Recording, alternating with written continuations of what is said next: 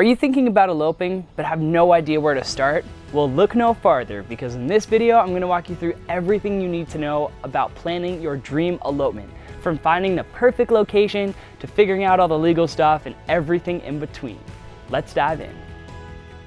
Hey, I'm Rue. I'm an elopement videographer and photographer, and over the years I have planned, filmed, photographed hundreds of elopements and seen a lot of couples celebrate their love in a special and meaningful way. As a part of being an elopement photographer and videographer, I do a lot of planning with these couples. I help couples find their dream locations. I help create an itinerary and figure out how to make this experience special and meaningful to you as a couple. And in that process, I've been very fortunate to bear witness to amazing love celebrated in truly phenomenal ways. And it all starts with a very important question.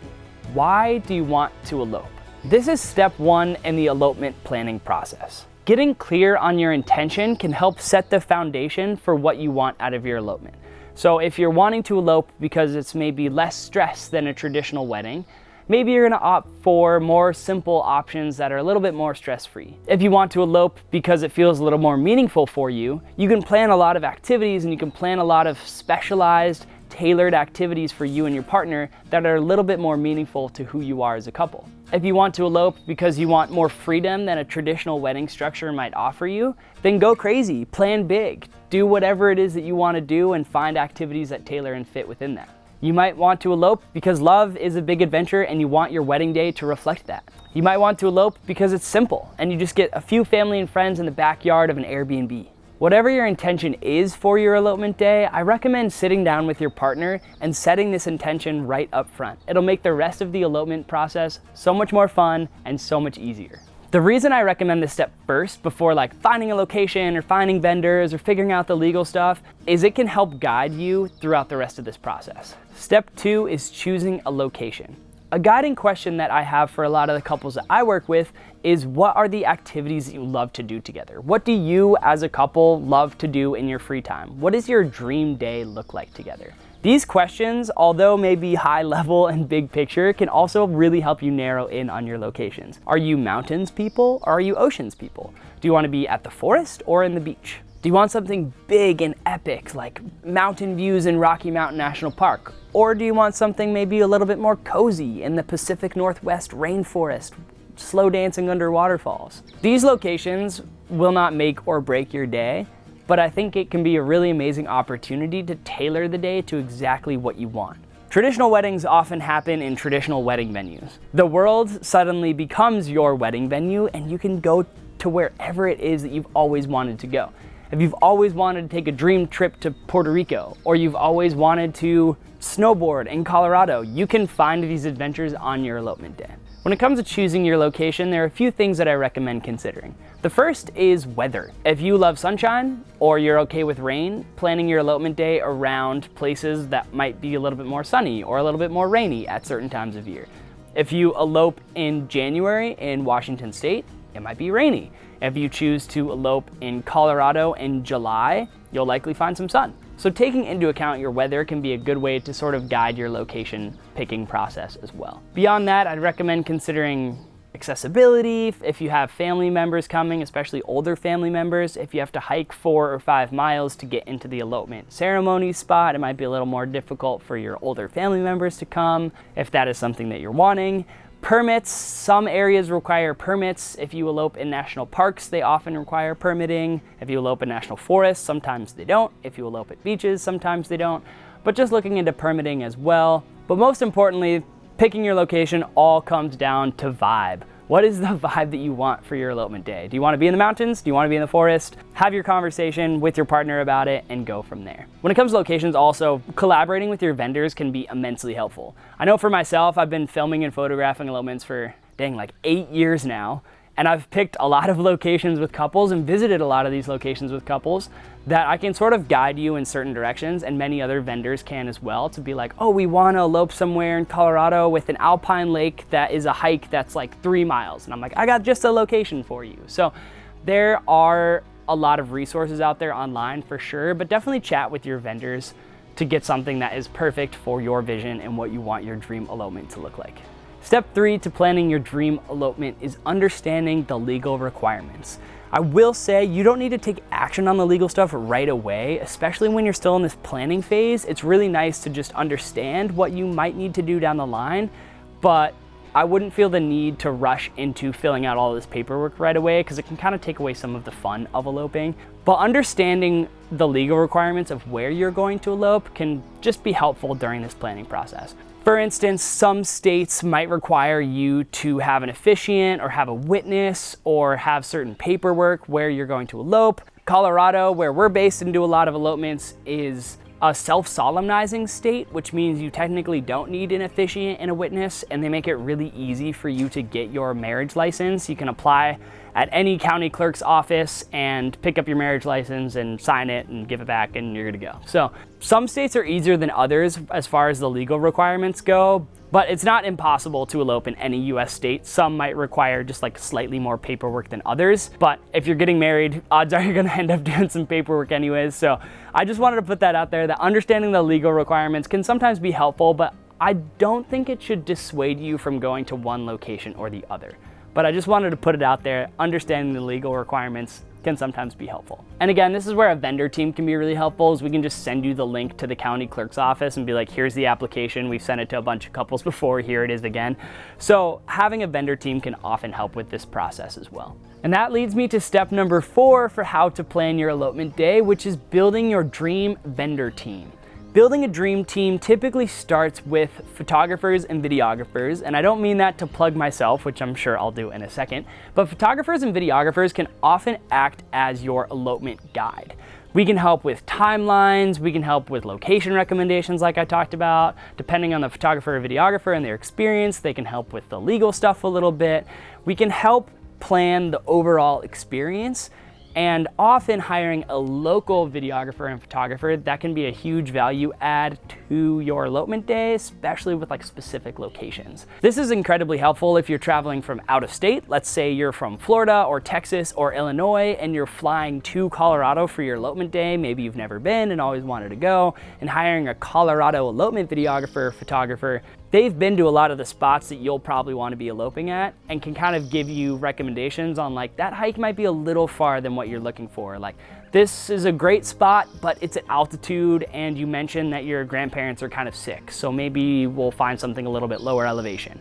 They can kind of help with a lot of this planning process as well. So I recommend earlier on in the process finding your photographers or videographers. For me, I run Castlehouse with my partner Mallory. She does the photos, I do the videos here with you all, and we are very involved in the planning process. But for us, we've seen couples reach out at every level of the planning process. Sometimes couples reach out to us that are like, we want to elope, we don't know where, we don't know when, but we want to do it, and can you help us? And we'll go through the planning process with them from the very beginning. Sometimes people reach out to us being like, we want to elope at this place at this time, and we want this package from you, and they're very far along in the planning process, and we can still provide value in helping create like a memorable experience for them in the day, capturing photos and videos. But even more so, I think the planning process is a really helpful thing to have from an experienced person that's done this a lot. The goal of this video is to empower you to feel like you can do it yourself, but just because you can doesn't mean you have to. There are a lot of people that are willing to help in this process and still guide you. So even if this process is still feeling overwhelming and you're not sure where to go, definitely reach out to us. We're happy to help plan, film, and photograph your elopements all over the world. We are based in Colorado and do a lot of elopements in Colorado, but whether you want to elope in Washington or Texas or Florida, we're there for you. Now with that shameless plug out of the way, let's talk about the other dream team vendors that you might want on your elopement day. Other vendors might include hair and makeup artist. Hair and makeup can either hike with you and go with you on your elopement day, or they can just be there at the beginning. Most of the time though, I will say that the hair and makeup artist typically just comes in the morning or before your elopement day, and then you go through your elopement without getting like touch-ups. But depending on the hair and makeup artist, you can have somebody like doing touch-ups as you're out in the wilderness area for your elopement as well. That typically costs a little bit more, but it is kind of a cool service that they would provide depending on the hair and makeup artist's experience with elopements. Florals and florists are another one to consider. Often for elopements, you don't need as many flowers as you would for a traditional wedding. Sometimes, often, I would say actually, couples typically just go with like a bouquet and maybe like a couple small flowers here and there to bring along for like a boutonniere, or flower placements for the tables at their Airbnb, but for the most part, a bouquet and a boutonniere is like more than enough. I'd also recommend checking Etsy. Sometimes Etsy has pretty cool like dried flowers as well. So if you're wanting like a dry bouquet, that can be pretty cool and can sometimes help save costs. For florals, what we've seen done a lot is couples will place an order and then the photographer, videographer will go pick it up. So for us, we live in Boulder and we will work with a couple local florist shops, and couples will be like, this is the bouquet we want, and then we'll just go and drive and pick it up, and then we'll bring it to the elopement day wherever it is that we're meeting. If they're not eloping in Boulder, we'll bring the flowers with us. But again, kind of depends where you're eloping and who you're choosing as your photographer or videographer. Probably should be us though. My final vendor recommendation is a pretty fun one. There's all sorts of other people you can include into your elopement day. Maybe you want like a rock climbing guide or a ski guide. If you want to be backcountry skiing in cool remote areas, you can hire a mountain guide to go with you, or a rock climbing guide if you want to climb in your dress and you don't want to have to deal with rope work the whole time. You could also have, and this is something I've seen maybe a little bit more often than hiring a mountain guide, is hiring a private chef. Private chef can come at the end of the day to your Airbnb and cook you a really beautiful meal, just the two of you, or cook a meal with your family. I find that food is a really great way to just bring people together, and having an amazing meal that maybe you wouldn't have had on a typical day can be a really fun memory and a fun way to bring people together around food. Now, once you got your dream team assembled, we're gonna go to step number 5 for how to plan your elopement, and that is creating a flexible timeline. Creating a timeline for the day can look anywhere from a full day, a half day, a couple hours, or multi-day. This again goes back to that question right at the beginning, is what is your intention? What do you want out of your elopement experience? And go back to that question. If you want it to be simple, maybe you just want a few hours. If you want it to be grand and adventurous, maybe you want a full day or a multi-day. I always advocate for a full day, and I'm not saying that to like get more money out of you. For us, all of our packages are like time independent. So if you want to stay there for 2 hours or 12 hours, it's going to cost the same.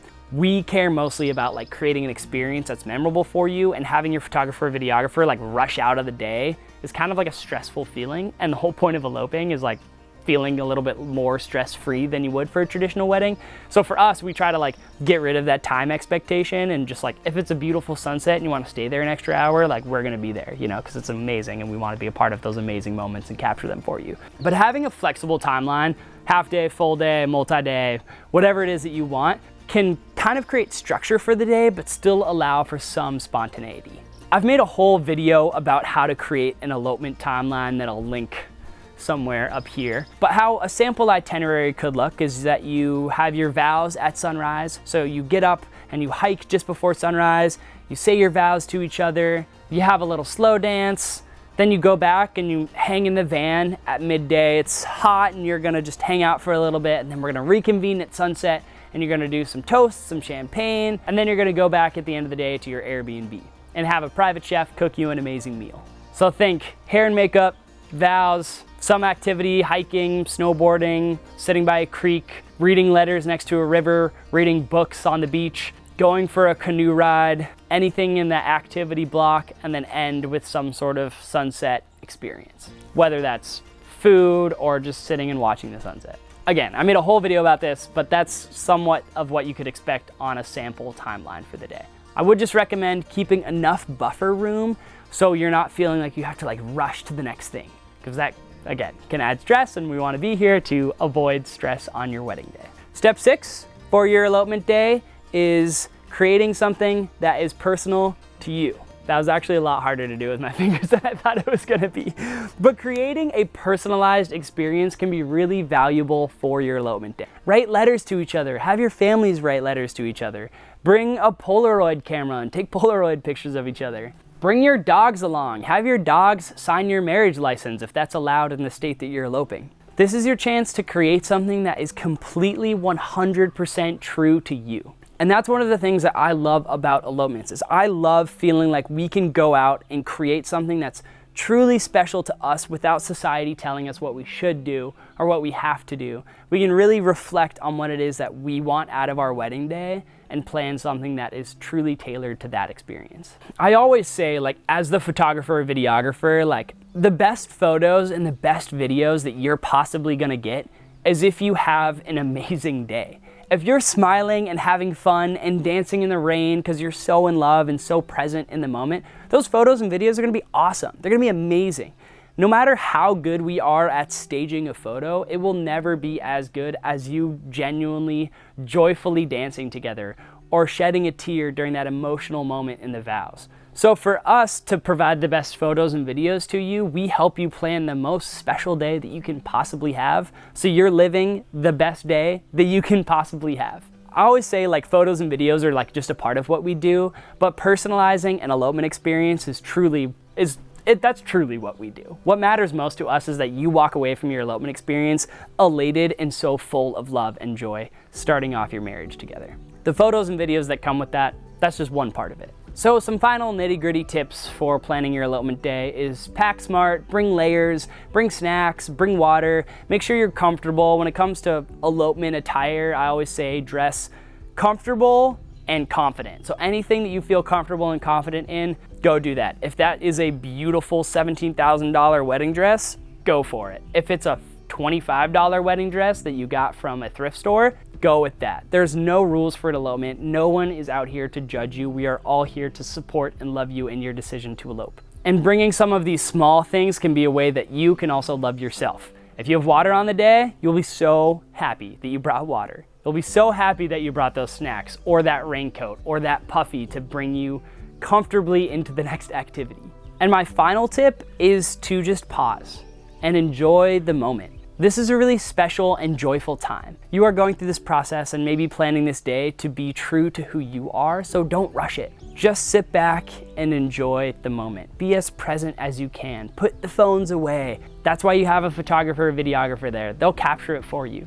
Just be present, love each other, dance together, laugh together, eat good food together, go explore together, or just go sit together. What matters is you're together in love, celebrating your love. And with that, thank you so much for watching. If you want your love captured beautifully or you need help planning, feel free to reach out. Our link to our website is in the description below.